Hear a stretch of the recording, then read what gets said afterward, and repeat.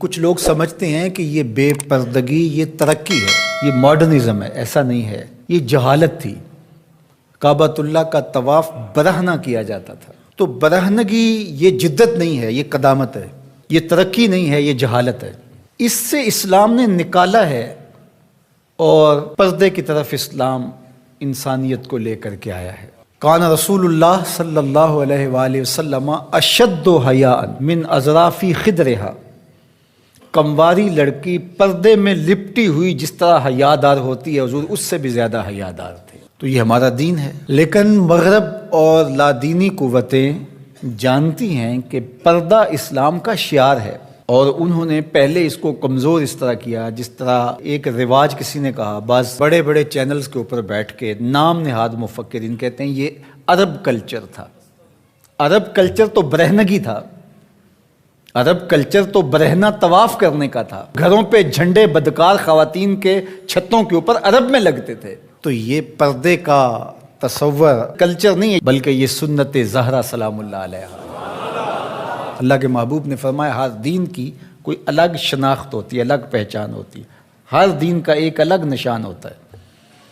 تو اسلام کی وہ خاص چیز، وہ خاص نشان، خاص پہچان پردہ ہے، حیا ہے، اور اگر حیا چلا جائے تو پھر دین بھی چلا جاتا ہے۔ ایک روایت میں فرمایا حیا اور ایمان دو آپس میں جڑی ہوئی چیزیں ہیں، ان میں سے ایک چلا جائے گا، پیچھے پیچھے دوسری شے بھی چلی جائے گی۔ تو لادینی قوتیں اس بات کو جانتی ہیں کہ اگر حیا چھین لیں گے تو ایمان اس کے پیچھے پیچھے اس راستے سے جو حیا کے چھننے سے بنے گا، تو انہی قدموں پہ ایمان بھی رخصت ہوتا چلا جائے گا۔ تو لہٰذا ان کو یہ کہو کہ تم ترک ایمان کرو تو یہ تو کبھی راضی نہیں ہوں گے، تو اس لیے انہیں پردے کا ترک کروایا جائے، انہیں حیا کے جوہر سے محروم کیا جائے، تاکہ یہ ایمان کے جوہر سے بھی محروم ہو جائیں۔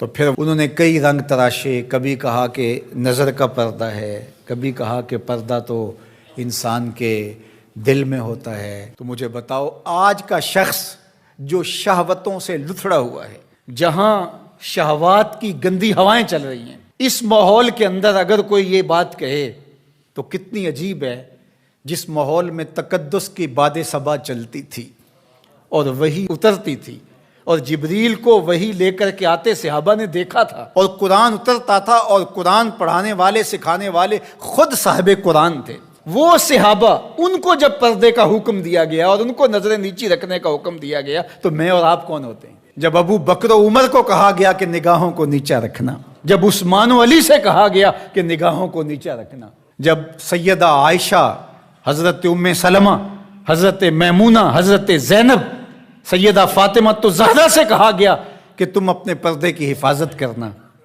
تو مجھے بتائیے اس تقدس مآب ماحول کے اندر بھی جب پردہ کرنے کے لیے مومنوں کی ماؤں کو حکم دیا گیا، اور ابو بکر و عمر، عثمان و علی، عشرہ مبشرہ، جن کی جنت کی ضمانت بھی رسول اللہ نے دی ہے، تو جب ان کو بھی کہا گیا کہ نگاہوں کو نیچا رکھنا، تو میں اور آپ کس شمار میں ہیں؟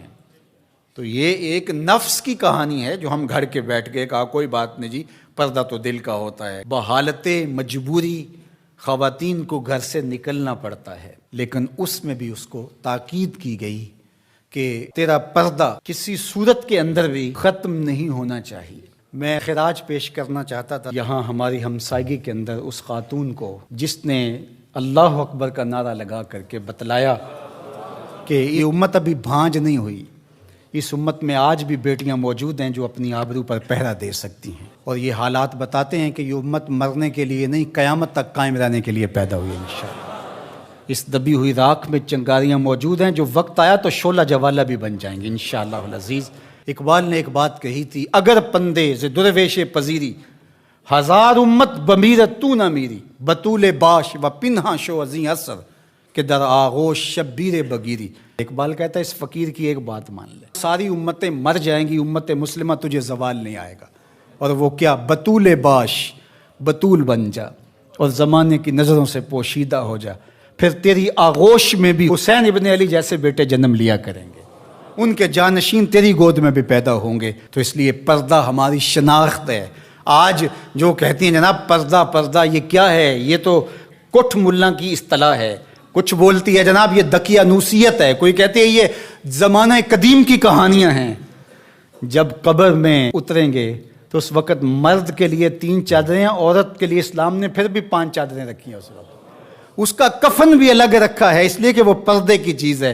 تو کیا کوئی عورت کہتی ہے کہ مجھے اسکرٹ میں دفن کر دیا جائے، میں بے پردہ قبر میں جانا چاہتی ہوں؟